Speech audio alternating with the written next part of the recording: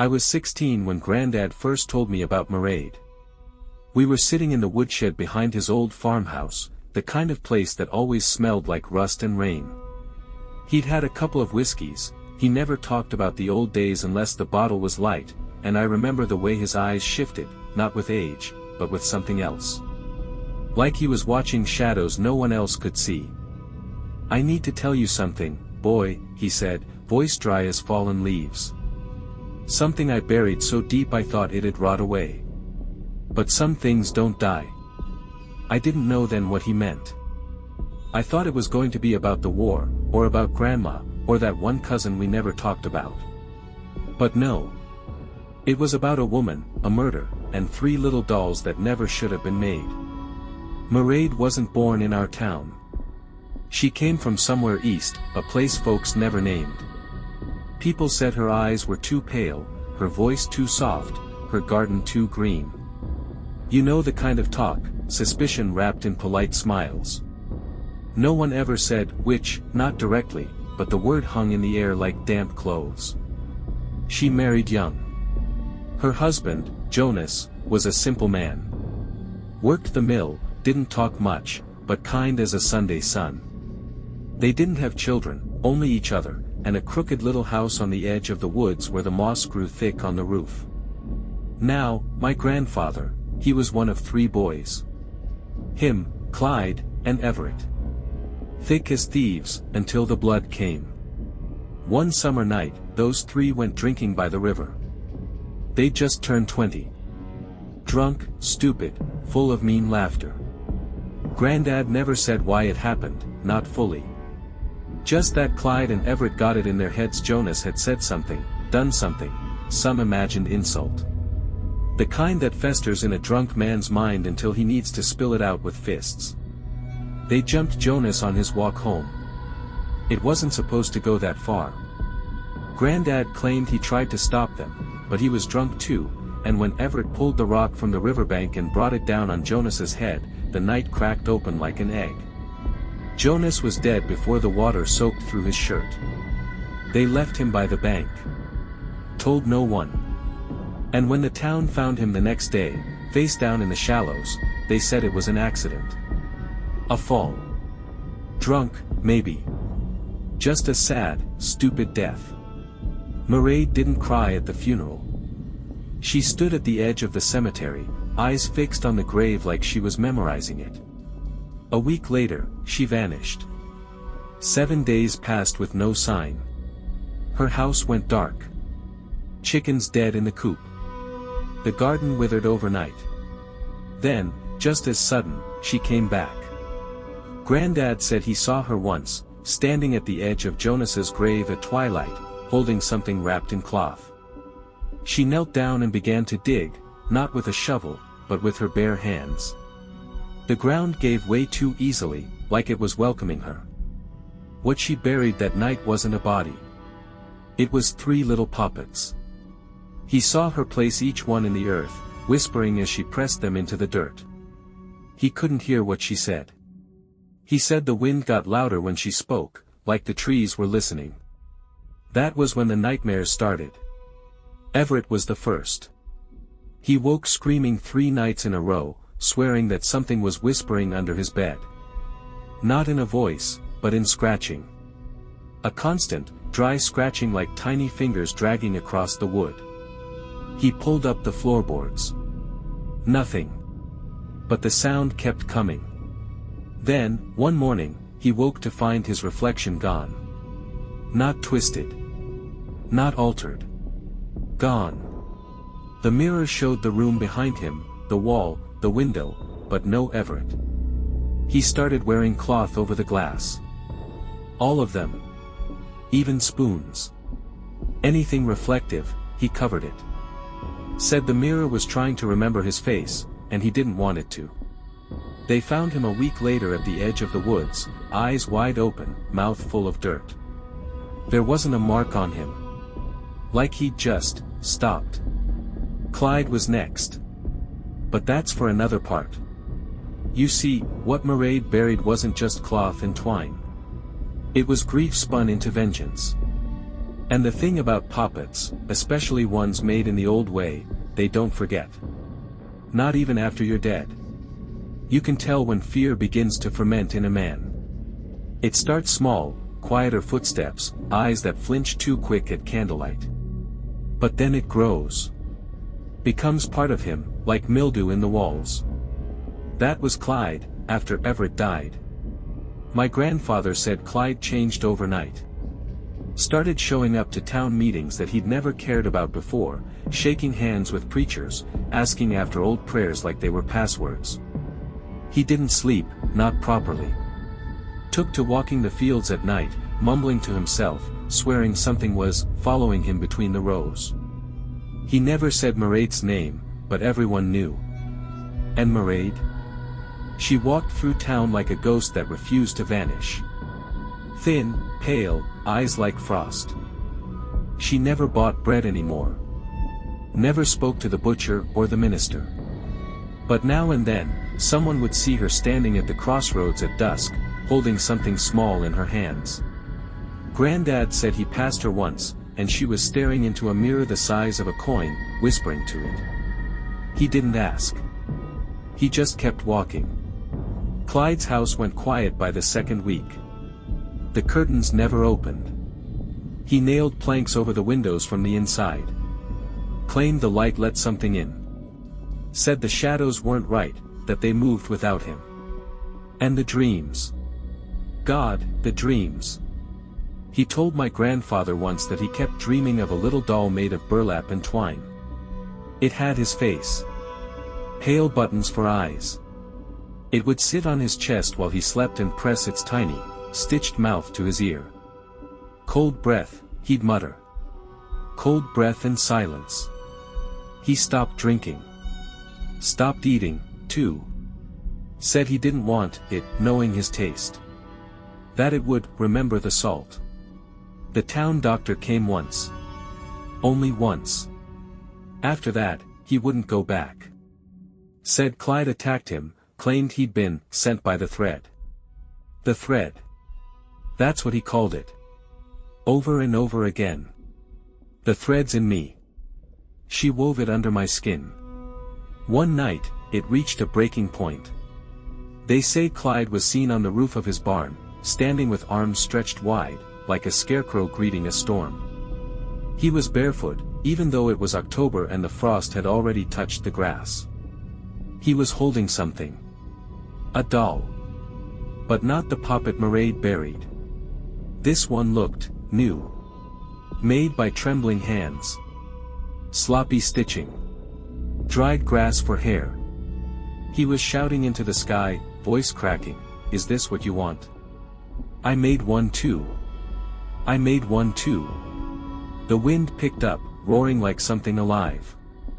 And then, just like that, Clyde disappeared. Not fell. Not ran. Disappeared. They found the doll lying on the roof where he'd stood, soaked from dew.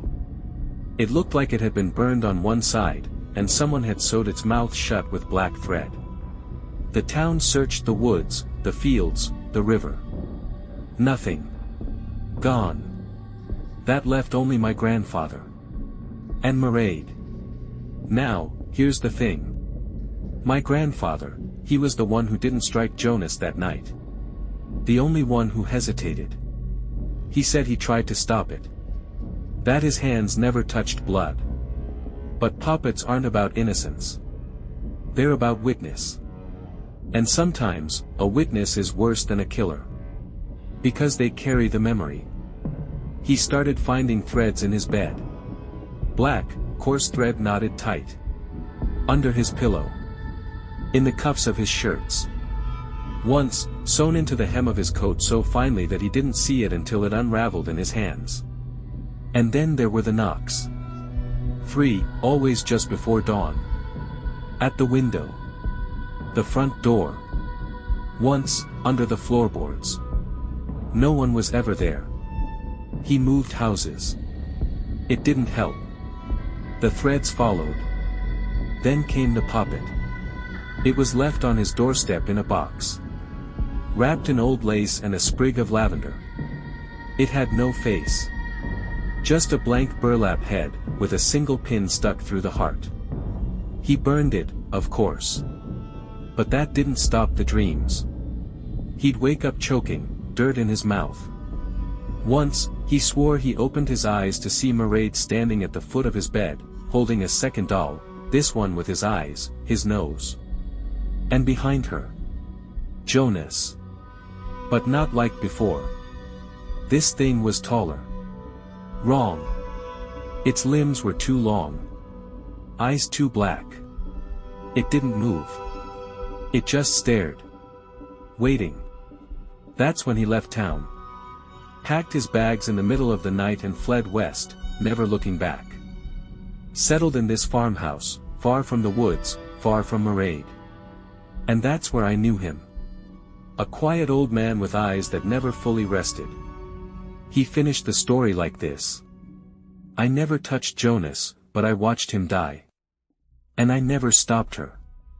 That's why she made the doll. Not to kill me, but to keep me from forgetting. Then he leaned in, breath dry with age and whiskey, and said, "She's still out there, you know. Mairead." The puppets kept her warm. They fed her memory. They gave her shape. And then he handed me something wrapped in cloth. A small, faceless doll. "Now you know the story," he said. "But stories don't end. They pass on." I didn't sleep that night. How could I? The doll Granddad gave me sat on my dresser, motionless but heavy with presence. No eyes, no mouth, just a burlap shell with limbs that hung limp and cold. The cloth around it was old lace, yellowed and brittle. Something was sewn into the base. I didn't want to look. But I did. And I found a name stitched in trembling letters, the thread uneven and pulled too tight, Jonas. I could feel it then, something watching, not just from the shadows of the room, but from the folds of memory my grandfather had just opened. Somehow, by hearing the story, I'd stepped inside it. And stories like this don't let you go. That night, I dreamed of soil. Endless, dark earth pressing in on me, mouth full of grit, arms pinned. Above me, 3 dolls dangled from branches, swaying even though there was no wind. Each one had a face. Everett's twisted grin. Clyde's terrified eyes. The third was still blank. Until it turned toward me. And began to stitch its own features. I woke to the sound of 3 soft knocks. Not on the door. Not the window. Beneath the bed. My blood turned to ice. I didn't move. I just lay there, staring at the ceiling, breathing like something might hear it. 3 more knocks. Closer this time. Not louder, closer. Like whatever was under there had crept forward, inch by inch, dragging something behind it. I reached down, slowly, one arm hanging over the edge, fingers brushing the wooden floorboards. And something cold grabbed my wrist. I must have screamed, because the next thing I remember is my mother pounding on the door, asking if I was okay. Morning light filled the room. I was on the floor, heart jackhammering in my chest. There was nothing under the bed. But the doll was gone. Only the lace remained, curled like old parchment in the corner. I went digging the next day. Not in the yard, no, I drove out to where my grandfather grew up, to that withered town he fled from and swore never to name. It took time. Most people hadn't heard of it. One gas station attendant gave me a look when I asked. "You don't want to go out that way," he said, folding up his map like it was an offering to some invisible thing. "Ain't nothing there but rot and memory." That was exactly what I was looking for. The road turned to gravel. Then dirt. Then nothing. Eventually, I had to leave the car behind and walk through woods that hadn't seen an axe in 50 years. Trees leaned in like eavesdroppers. The sky went gray without warning. I knew I'd found a town when I saw the church steeple, half collapsed and overtaken by moss. Houses leaned into themselves like broken teeth. Windows were dark. The silence wasn't empty, it was full. Full of watching. I found Mairead's house on the edge of the woods, just as my grandfather described. The roof sagged under the weight of years. Vines twisted through the cracks. But the garden was alive. Even in the cold of October, something bloomed there. Nightshade. Foxglove. Belladonna. And lavender. Rows and rows of it. I stepped through the gate, and I swear the air grew warmer. Like something was breathing beneath the soil. The door was open. Inside, time had not moved. Jars lined the shelves, herbs, bones, dried petals. Parchment covered in strange symbols. And on the far wall, pinned like artwork, were dolls. Dozens of them. Some with faces. Some without. All of them staring. But one spot was empty. The threads were still dangling there, the pins arranged around a space where something had once hung. Jonas's doll. The one I had. Or had been given. I turned to leave. I'd seen enough. But there was a mirror near the door, an old, warped thing, streaked with age. I caught a glimpse of myself as I passed. Only, it wasn't me. The reflection stared back, but the face was blank burlap. No eyes. No mouth. Just a single pin stuck through the chest. I spun around, breath ragged, but no one was there. I fled. By the time I got back to the car, the sun had vanished. And there, sitting on the hood, was the doll. Not the faceless one. A new one. It had my face. And its stitched mouth was starting to smile. I left the doll on the hood. I wish I could say I was brave, that I scooped it up and studied it like some curious artifact. But the truth is, I couldn't touch it. Couldn't even get close. My breath caught when I saw it, like my lungs knew something my brain hadn't yet accepted. It looked just like me. Same thick eyebrows. Same lopsided mouth. Even the scar above my left eye from when I fell off a bike at age 7, stitched in with red thread. And the worst part? It was warm to the touch. I didn't learn that by picking it up. I saw the heat rising from it in the cold October air, as if it had a heart that had just finished beating. I drove without stopping. Didn't care if I left tire marks or if the woods swallowed the road behind me. I was done. Done with Granddad's story, with Mairead, with Poppets, with everything. I made it home sometime near dawn. Pale light crept across the sky, and the world looked normal again. Too normal. Like it was pretending. I got out of the car, half expecting to find the doll had vanished, or worse, moved. But the hood was empty. I should have felt relief. I didn't. That night, it came back. Not the doll, the thread. I woke to a tugging at my chest. Not a sharp pain, but a dull pull, like something was trying to guide me up out of my own skin. I sat bolt upright, panting. And there, stretched from my chest to the doorframe, was a single black thread. Thin, frayed, glinting faintly in the moonlight. I reached up to touch it, and felt it inside me. Not on the skin. Beneath it. Threaded through my chest, buried deep like a root. The moment my fingers brushed it, I heard a voice. Quiet, like breath through old wood. Remember. The thread snapped. And so did I. I didn't sleep again. Instead, I started going through Granddad's things. There had to be something he hadn't told me, something he left behind to help me make sense of this. Because the story wasn't just about what happened, it was about what was still happening. In a trunk beneath a false floorboard, I found a bundle wrapped in oilcloth. Inside, 3 things. A faded photograph of Mairead in her youth. Eyes too pale, smile too knowing. A page torn from a handwritten journal, stained and curling at the edges. And a poppet. But this one was different. It was headless. The journal entry wasn't long. Granddad had scribbled it in a shaking hand. "If you're reading this, I'm already too far gone. I tried to bury it, tried to forget, but the thread pulls tighter every year. I think Mairead never died. I think the puppets feed her. Or keep her. I don't know anymore. But the dolls, they don't stop with the guilty. They remember anyone who listens. The headless one is for you. Make your choice. Burn it and be forgotten. Or finish it, and learn what lies beneath. But remember this, once you start stitching, something starts watching." I stared at the doll. No head. No face. Just waiting.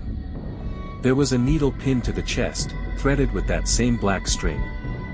The kind that pulls without mercy. My hands moved before I made the decision. Threaded the needle. Took up the cloth. I began to stitch. I don't remember falling asleep. But the dream came all the same. I stood in the woods, moonlight like silver blood through the trees. Before me was a clearing, and in the center, Mairead. She sat in a circle of salt, surrounded by dolls, hundreds of them, all propped like children waiting for stories. Her hands moved in a blur. Stitch, not, whisper. She looked up at me and smiled. "I thought you'd come," she said. Her voice was dry lavender and grave soil.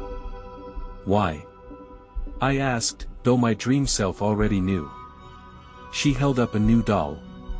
One with my face. The same one I had seen on the car. Only now, it blinked. "You're part of it now," she said. "The thread doesn't just punish. It binds. Stories don't die, child. They're sewn into the skin. And you listened."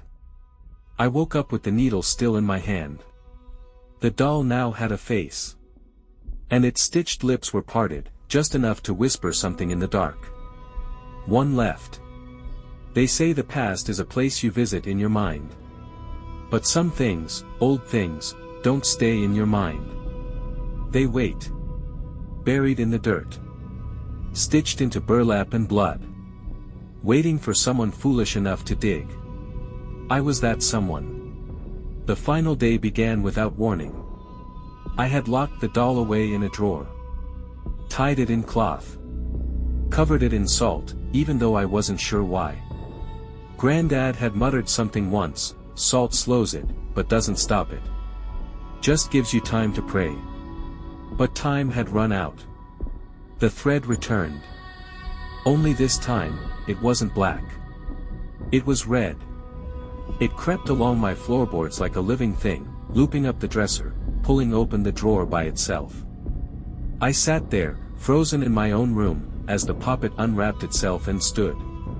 It didn't move like a doll. It moved like a memory come to life, hesitant, twitching, incomplete. And in its hand, was a second doll. One I hadn't stitched. It had my grandfather's face. I understood then. This wasn't just a haunting. It wasn't revenge. It was inheritance. I'd listened. I'd heard the story. And by knowing it, I'd been claimed by it. The puppet opened its mouth, and the voice that came out was not mine. Not Granddad's. Not Mairead's. It was Jonas. Or whatever was left of him. "I never left her," it whispered. "She gave me shape. And I gave her hunger." Behind it, the red thread thickened, coiling up like roots breaking through the floor. They pulsed, beat, breathed. I fled. I drove through the night. Back to the place I should never have returned to. Back to the garden of Mairead. But I wasn't going to ask questions this time. I wasn't going to search. I was going to end it. Salt. Fire. Scissors. I brought everything. The woods parted for me, like they knew the end had come. Her house loomed ahead, more decayed, more alive than before. The vines on the walls writhed. The door swung open by itself. Inside, the puppets were waiting. All of them watching. Except for one space. Still empty. Waiting for me. Mairead stood in the center, arms folded, eyes silver in the candlelight. "You stitched," she said. I nodded. "You listened." I nodded again. "Then you understand," she said softly, "the thread never ends. Not until it has no more names." She stepped aside. And there, on the table, was my doll. Fully finished. Face. Heart. Even the scar. But its chest was torn open. As if it wanted me to climb in. I lit the match. The fire caught quick, old wood and old stories burn well. The puppets screamed as they curled inward, not with sound but with memory. The air filled with cries that were never spoken aloud, grief, guilt, voices from a century of silence. Mairead didn't stop me. She just watched. And as the flames reached the beams and the roof groaned above us, I saw her step into the salt circle once more, her eyes never leaving the fire. "You won't forget," she said. Then the ceiling came down. I don't know how I got out. Maybe the thread let me go. Maybe I never left at all. That was years ago. I moved far away. Changed my name. I tell people I write fiction now, just stories passed down from my grandfather. And they nod. They laugh. No one believes in puppets. No one believes that some dolls don't wait on shelves, but under soil, sown with names and memory and vengeance. But sometimes, when I pass a field of lavender, or see a piece of red thread on the sidewalk, I feel it again. The tug. Not painful. Just a reminder. That the thread is never truly cut. Only hidden. Waiting for the next hand to stitch it back together.